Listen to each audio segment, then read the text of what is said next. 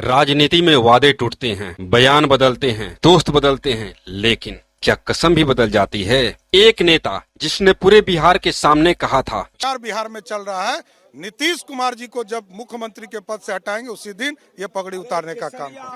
लेकिन कुछ ही महीनों बाद वही नेता नीतीश कुमार के साथ सरकार में बैठे दिखाई दिए। तो क्या राजनीति में सिद्धांतों से ज्यादा सत्ता मायने रखती है, या फिर जो जनता को यू टर्न लगता है वह नेताओं के लिए सिर्फ एक रणनीति होती है। मैंने लालू प्रसाद जी के साथ भी काम किया है, मैं जानता हूँ।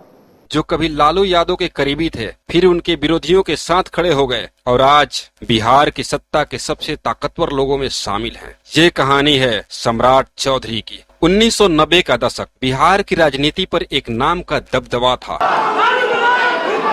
लालू प्रसाद यादव। इसी दौर में एक युवा नेता तेजी से उभर रहा था, नाम सम्राट चौधरी। उनके पिता शकुनी चौधरी पहले से ही राजनीति का बड़ा नाम थे और धीरे धीरे सम्राट चौधरी लालू यादव के करीबी नेताओं में शामिल हो गए। कम उम्र में मंत्री बने, राजनीतिक कद बढ़ता गया। ऐसा लग रहा था मानो उनका भविष्य आरजेडी के साथ ही जुड़ा हुआ है। लेकिन राजनीति कभी सीधी रेखा में नहीं चलती। समय बदला, समीकरण बदले और फिर सम्राट चौधरी ने आरजेडी से दूरी बना ली। इसके बाद उन्होंने अलग अलग राजनीतिक दलों के साथ काम किया और आखिरकार बीजेपी में शामिल हो गए। यहीं से उनकी राजनीति का दूसरा अध्याय शुरू हुआ। लेकिन यहीं से उनके आलोचक भी एक सवाल पूछने लगे, क्या विचारधारा बदली थी या सिर्फ राजनीतिक रास्ता? समर्थकों का जवाब अलग था। उनका कहना था, राजनीति में परिस्थितियों के अनुसार फैसले लेना पड़ता है। 2023 बीजेपी ने सम्राट चौधरी को बिहार प्रदेश का अध्यक्ष बना दिया।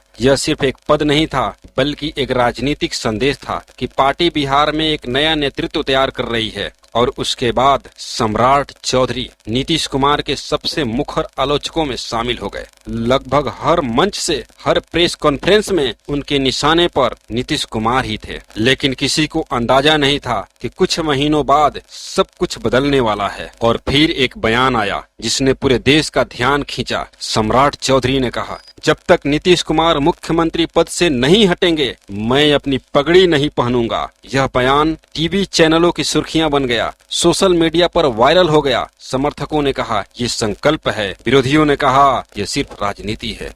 लेकिन किसी ने नहीं सोचा था कि आने वाले समय में यही बयान सबसे ज्यादा चर्चा का विषय बनने वाला है। जनवरी 2024 नीतीश कुमार महागठबंधन छोड़ देते हैं और फिर एक बार फिर एनडीए में शामिल हो जाते हैं। नई सरकार बनती है और सम्राट चौधरी बिहार के उप मुख्यमंत्री बन जाते हैं। बस यही से सवाल शुरू हो जाते हैं। जिस नेता को हटाने की कसम खाई गई थी, उसी के साथ सरकार। क्या ये राजनीति की मजबूरी थी या राजनीति में कोई अस्थायी दुश्मन नहीं होता? विरोधियों ने इसे यू टर्न कहा, समर्थकों ने राजनीति, और शायद सच्चाई इन दोनों के बीच कहीं छिपी हुई है। आज सम्राट चौधरी बिहार के बीजेपी के सबसे बड़े चेहरों में गिने जाते हैं। लेकिन क्या बीजेपी उन्हें भविष्य के मुख्यमंत्री के रूप में तैयार कर रही है? इस सवाल का कोई आधिकारिक जवाब नहीं है। लेकिन राजनीतिक गलियारों में इस चर्चा ने कई बार जोर पकड़ा है। हालांकि बिहार की राजनीति अक्सर आखिरी समय में नई कहानी लिख देती है। एक नेता जिसने शुरुआत लालू प्रसाद यादव के साथ की, फिर राजनीतिक रास्ते बदले, बीजेपी का बड़ा चेहरा बने, एक कसम खाई और फिर उसी व्यक्ति के साथ सरकार में शामिल हो गए जिन्हें हटाने की बात की थी। तो आखिर सम्राट चौधरी की राजनीति को क्या कहा? रणनीति, मजबूरी या राजनीति का सबसे बड़ा यू टर्न? इस सवाल का जवाब आपके पास है। का जवाब